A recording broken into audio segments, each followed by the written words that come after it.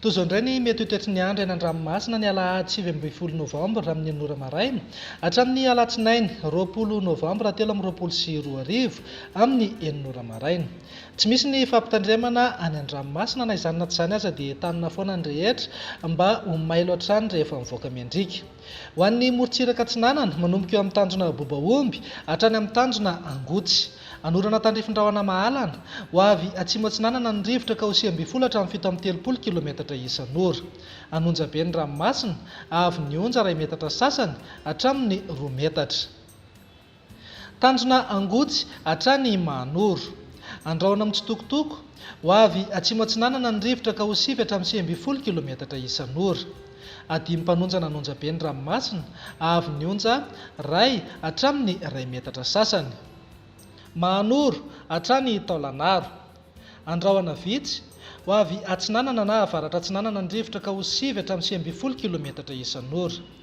Ahatratra 20 hatramin'ny 7 kilometatra isan'ora ny atsimony Manakara. Anonja be ny ranomasina avy ny onja 1 metatra sasany anainky hatramin'ny 2 metatra indraindray. Taolanaro hatrany amin'ny tanjona vohimena. Andrahona mitsitokotoko na ibalika amin'ny masoandro. Ho avy atsinanana somary avaratra atsinanana ny rivotra ka ho 20 hatramin'ny 50 kilometatra isan'ora. Anonja be ny ranomasina avy ny onja manodidina ny 2 metatra. Isy alin-drano madinika avy atsinanana. Ho an'ny morontsiraka andrefana manomboka eo amin'ny tanjona vohimena hatrany amin'ny tanjona ankabo. Ibalika amin'ny masoandro amin'ny ankapobeny ho avy atsinanana na atsimo atsinanana ny rivotra manakaiky ny tanjona vohimena ka ho 20 kilometatra isan'ora. Ho avy andrefana na atsimo andrefana kosa ny ankafa ka manodidina eo amin'ny 30 kilometatra isan'ora. Adimy mpanonja nanonja be ny ranomasina avy ny onja 1 hatramin'ny 1,7 metatra. Hiena miandalana izany makany amin'ny tapany avaratra ka ho latsaky ny 1 metatra. Tanjona ankabo hatrany amin'ny tanjona VINAN'NY. Ibalika amin'ny masoandro ho avy atsimo ny rivotra ka ho 30 kilometatra isan'ora.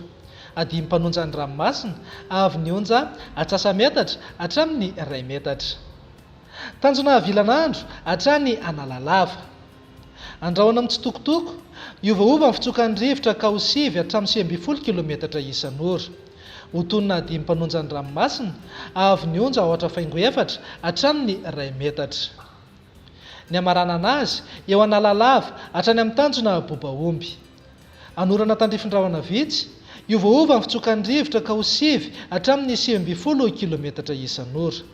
Hotonina adimy mpanonja ny ranomasina avy ny onja ho latsaky ny 4,4 metatra.